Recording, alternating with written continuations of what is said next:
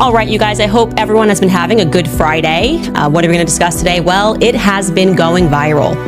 A mere minutes after Charlie Kirk is shot, there are two men that look rather mysterious. They appear, they move his chair, and they take down the camera that's directly or was directly behind. Also, let you know, last week was not a dream.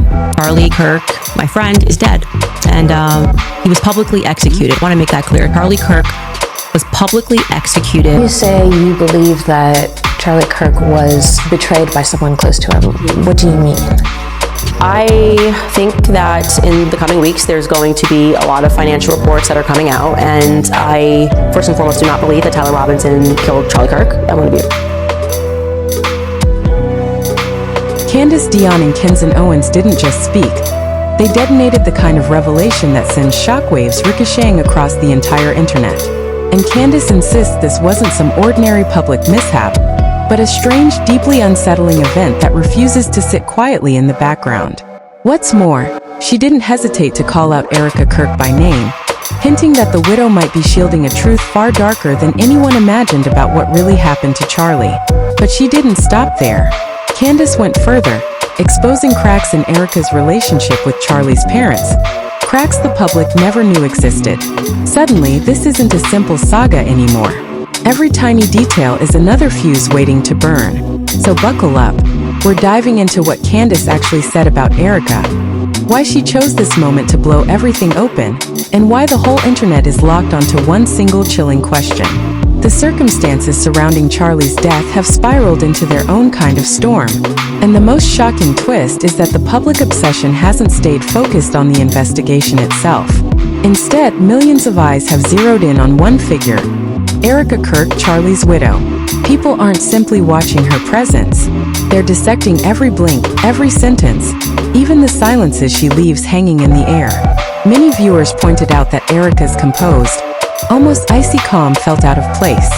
In a moment where raw grief was expected, they saw someone who didn't express loss the way most people do.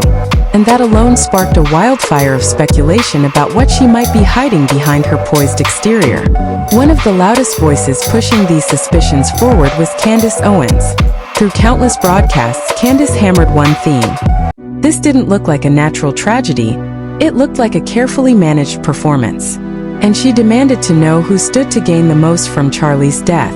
According to Candace's logic, the trail kept circling back to Erika Kirk. She emphasized 2 points again and again: the absence of the emotional signals people anticipated, and the lightning-fast way Erika stepped into leadership at Turning Point USA mere days after the loss. To outside observers, these two elements together felt off. They didn't accuse, but they questioned, and those questions only grew louder. Online, Erika's narrative twisted into something new. People began arguing not about the tragedy but about her intentions. Critics noted that instead of sharing personal stories about Charlie, Erika tended to highlight his projects, mission, and long-term vision. Some saw professionalism. Others, especially longtime supporters of Charlie, felt an unsettling distance, a lack of emotional depth, something strangely hollow. And this is exactly why the story kept escalating day after day. The fewer answers people received, the more determined they became to uncover the truth. So the question shifted. It wasn't about what happened anymore. It became about who is pulling the strings and why. But one moment refused to fade from the internet's collective memory: Erika's appearance at Charlie's memorial service. For some, it felt less like a tender tribute and more like an entrance rehearsed to perfection. One comparison even likened it to a WWE-style arrival. Viewers said they sensed presence, not grief. They didn't see a woman crushed by loss. They saw someone who seemed strangely at ease beneath the glare of cameras and thousands of watching eyes. And it was this jarring contrast between expectation and reality that sent conversations exploding across timelines. For many of Charlie's devoted supporters, the feeling was the same: confusion and a growing fear that something far bigger was unfolding behind the scenes. No one was arguing that Erika had to crumble publicly or perform grief on command. That wasn't the point. What unsettled people was the feeling that her composure played out like a scene, scripted, polished, almost rehearsed, rather than an unguarded moment of mourning. And that was only the beginning. What made the controversy explode was the power shift that followed. Barely 2 weeks after Charlie's death, Erika was abruptly named the new CEO of Turning Point USA. The organization was still wrapped in shock, yet the transfer of authority happened with startling speed, quietly, with almost no public buildup. Immediately, the questions poured in. Why the rush? Why didn't the board wait for clarity, stability, anything resembling normalcy? And why did the conversation seem to skip right past Charlie's family and land squarely on the organization's internal hierarchy? But even that wasn't the only headline. Rumors began circulating that Erika might inherit all of Charlie's personal assets, reportedly over $12 million. The figures weren't officially confirmed, but the sheer scope was enough to make viewers feel like the puzzle pieces were piling in a way that refused to be ignored. Then came another detail that twisted the tension even tighter. After Charlie's passing, donations to Turning Point USA allegedly surged. Some argued that this was natural. When a prominent figure dies, supporters often feel compelled to give more, to keep the mission alive. But others noticed how perfectly the spike lined up with Erika's sudden ascent to power. And when you stack it all together, the polished memorial appearance, the lightning-fast CEO appointment, the possibility of a vast inheritance, the influx of donations, a single question began echoing louder and louder across social media. Did Erika Kirk become the person with the most to gain, financially and organizationally, after her husband died? And if so, what does that imply? No one was issuing accusations, but one thing was crystal clear. These overlapping details were turning the narrative into a maze, and the public's desire for real answers only intensified. This is the part most people find unsettling, perhaps the strangest detail of all. Despite the gravity of everything unfolding, despite the firestorm of speculation, Erika Kirk remained nearly silent. Put yourself in the public's shoes. Her husband died in a highly public incident, one that captured national attention. In most cases, the spouse is the first to demand transparency, accountability, justice, loudly and relentlessly. But that didn't happen. Instead, the loudest voice, the most persistent challenger, the person confronting both the media and investigators, was Candace Owens, not Erika. Candace stepped into the role many believed Erika should have taken. She appeared everywhere, live streams, podcasts, independent media, viral clips, repeating one message with unwavering certainty. The story being told is not the full story. Candace insisted key information had been omitted or twisted, hinting that the case was far more tangled than the public was led to believe. She even urged anyone with knowledge to come forward. She theorized that Tyler Robinson, the man accused of involvement, might not have acted alone, or might not even be the central figure at all. And shockingly, that pressure seems to have created movement. Multiple sources claim the FBI is quietly re-examining parts of its initial findings, particularly the question of whether Robinson operated solo. Even without an official statement, the mere possibility of a review sent the internet into full meltdown mode. But Candace isn't finished. Now she's launching some of her most explosive accusations yet, directly challenging everything people thought they understood. She claims crucial details about Tyler Robinson, from psychological evaluations to statements to supposedly confirmed data, may have been manipulated or released in misleading ways. She's openly criticizing federal authorities, accusing them of withholding major information about Robinson's condition and what he actually said during interrogations. And as Candace wages this full-scale information war, Erika Kirk's online image is becoming more polarizing by the day. On one side are those who say Erika is unfairly targeted, that she's simply trying to shield her family, preserve Charlie's legacy, and protect her privacy during unimaginable grief. These supporters argue her silence is not suspicious. It's human. Not everyone processes loss the same way, and judging her based on outward expressions is cruel. But the opposing side of the debate sees something entirely different. This faction of doubters is getting louder by the day, more insistent, more suspicious, and far less forgiving of Erika's silence. To them, her quiet isn't a sign of grief. It's a shield. They scrutinize every clip, every caption, every public moment she allows online, and insist that her behavior doesn't match her words. Some even question her motives outright, wondering if her silence is meant to protect a truth or bury one. They point to her meteoric rise to the top of Tfuza. They point to the inheritance rumors. They point to the donation spike immediately after the tragedy. And they insist the coincidences aren't coincidences at all. The divide has grown so deep that each time Erika appears, social media erupts into two warring camps. One side defends her fiercely. She's grieving in her own way. Let her breathe. No one knows the weight she carries. The other side demands answers. Why is she so composed? Why didn't she demand an investigation? Why is Candace filling the role she should be filling? How did everything fall into her hands so quickly after the incident? And Erika's silence doesn't quiet this storm. It amplifies it. Because in stories filled with shadows, silence becomes the biggest clue of all. The fewer explanations people receive, the more their imaginations fill in the blanks. And right now, speculation is growing faster than any official update. Those following the case feel the same dread. The less said, the less it makes sense. The most explosive allegation circulating now is the theory that Erika Kirk may have benefited from her husband's death. Financially, professionally, and with startling convenience. It's a dark, weighty accusation, one that many longtime supporters find unthinkable. Yet, for a portion of the online community, Erika's extended silence, her unshaken calm, and the rapid shift in power provide oxygen for these theories to spread. Combined with the inconsistencies in the official account, people begin to whisper that there are simply too many puzzle pieces falling into place at once. And when all those pieces sit side by side, whether by chance or design, they form a picture that makes many feel deeply uneasy. This is the moment when the story stopped being merely chaotic and crossed into full-blown internet thriller territory. In a recent episode, Candace Owens dropped a detail so bizarre, so surreal, that it sent the entire internet into meltdown. She claimed Charlie Kirk came to her in a dream. In that dream, according to her, Charlie warned that the betrayal came from someone in his closest circle.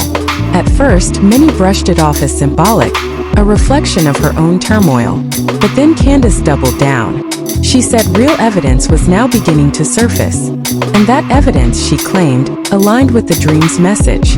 She went even further, publicly suggesting that people closest to Charlie, including Erika Kirk and certain TFUSA board members, might be hiding critical information from the public. That accusation didn't just escalate the story, it detonated it. Why did her statement ignite such chaos? First, because Candace Owens is one of the most influential voices in the conservative world, and one of Charlie's closest friends. She isn't some outsider stirring drama. She was part of the inner circle. Second, Candace is the first, and almost only person bold enough to openly call out high-ranking figures within TFUSA. Many believe she wouldn't dare throw those punches without a monumental reason. Third, when Candace said, "The evidence is coming," the internet launched into its own investigation. People began digging through financial records, ancient texts, leaked messages, testimonies, and forgotten crime scene footage. And throughout all of this, Erika's silence only intensified the pressure. What made everything feel even heavier was Erika's continued refusal to speak. No denial, no clarification, no pushback against Candace's claims. To her supporters, this is simply a woman trying to guard her family and hold on to privacy during unimaginable pain. But to skeptics, that silence feels like a chasm, one that grows wider with every day she says nothing. They ask, if she has nothing to hide, why isn't she defending herself?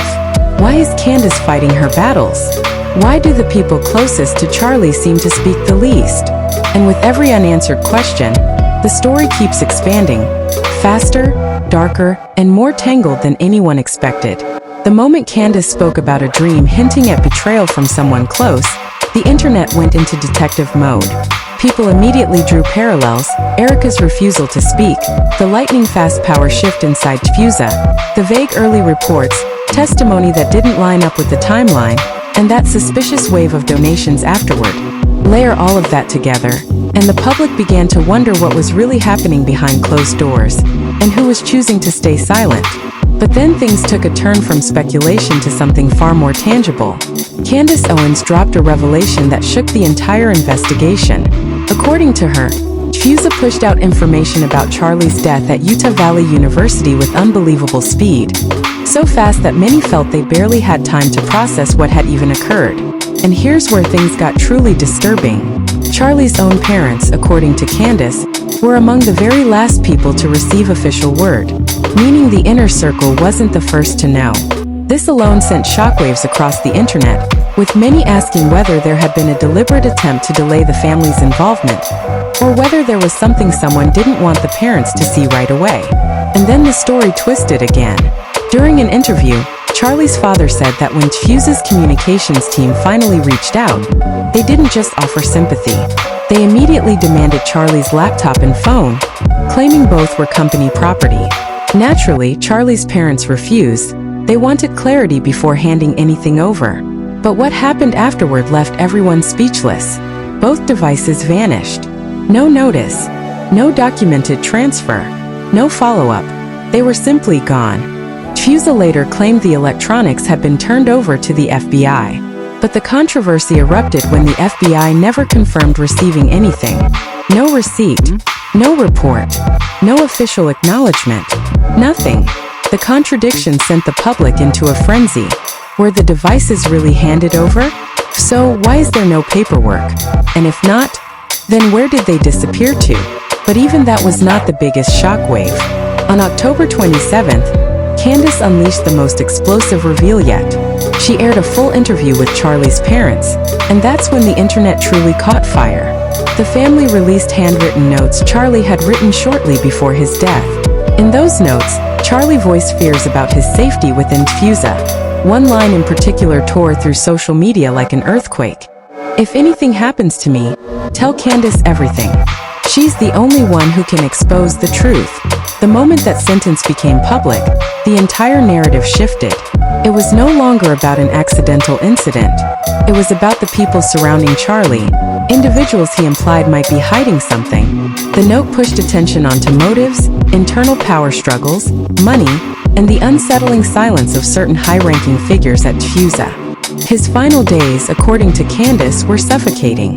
She says he was under enormous pressure, facing internal conflicts, tense financial decisions, and growing concerns about transparency inside the organization. The notes, confirmed by the family as handwritten by Charlie, reveal a man unsure of the people around him. Someone in his circle had shaken his trust deeply enough that he wrote those warnings. So now the questions burn hotter than ever.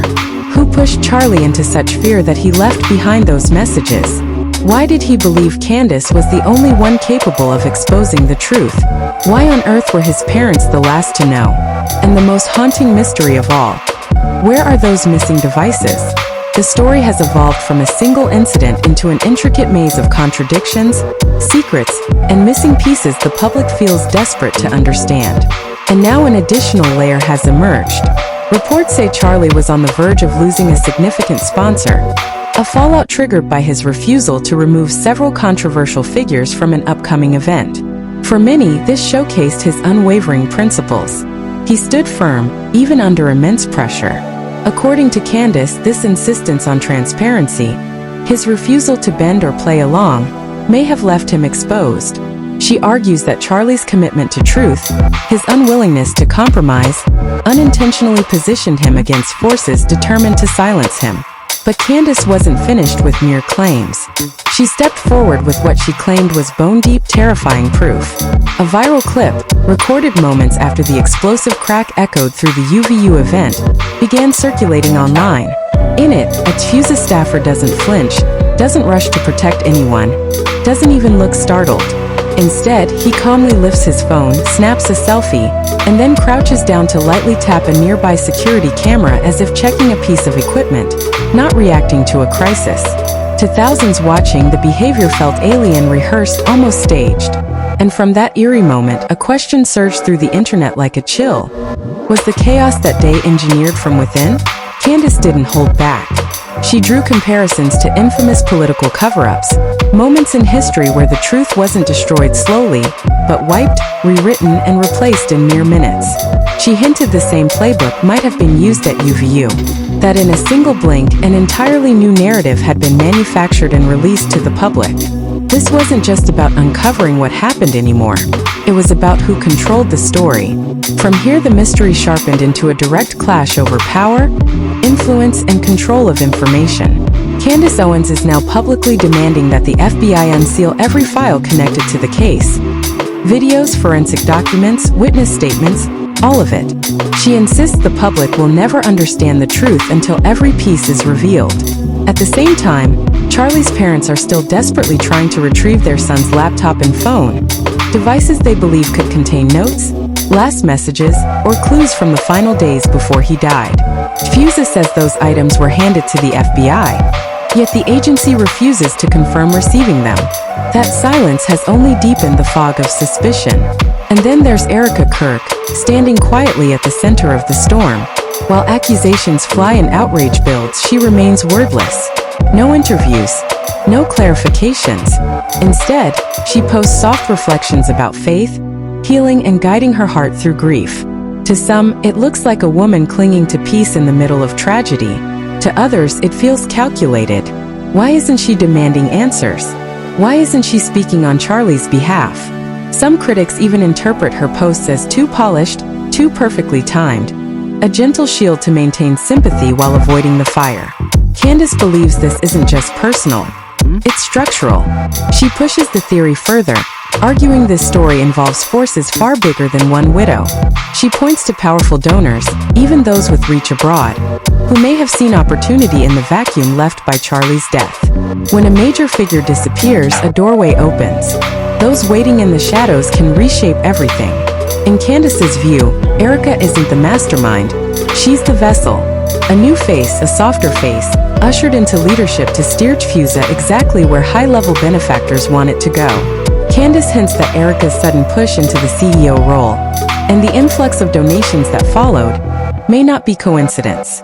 Which forces the uncomfortable question: was someone orchestrating her rise?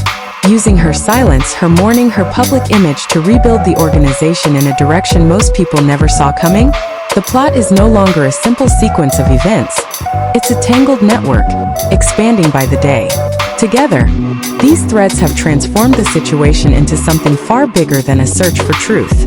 It has become a battle over narrative, a war over influence, a collision between those who demand transparency and those who seem determined to manage the story. With Erika's quiet, Candace's relentless pressure, and the unanswered gaps left hanging, the public feels trapped inside a maze where each new clue threatens to overturn everything they thought they knew. Opinions are now split down the middle. One side sees Erika as a resilient woman turning heartbreak into purpose, continuing the mission her husband left behind. The other side suspects she was positioned strategically, placed exactly where she needed to be the moment Charlie was gone. This is no longer just a tragedy, it's a fight for domination. Dominating the narrative, dominating the organization, dominating the future of a movement that influences millions. What do you think is truly happening in the shadows? Drop your thoughts in the comments. I'm watching them all. I want to hear every theory. As always, everything discussed here comes from publicly available sources. We share what the online community is buzzing about. Nothing more, nothing less. This content is for entertainment, analysis, and public commentary only. See you in the next episode. Bye.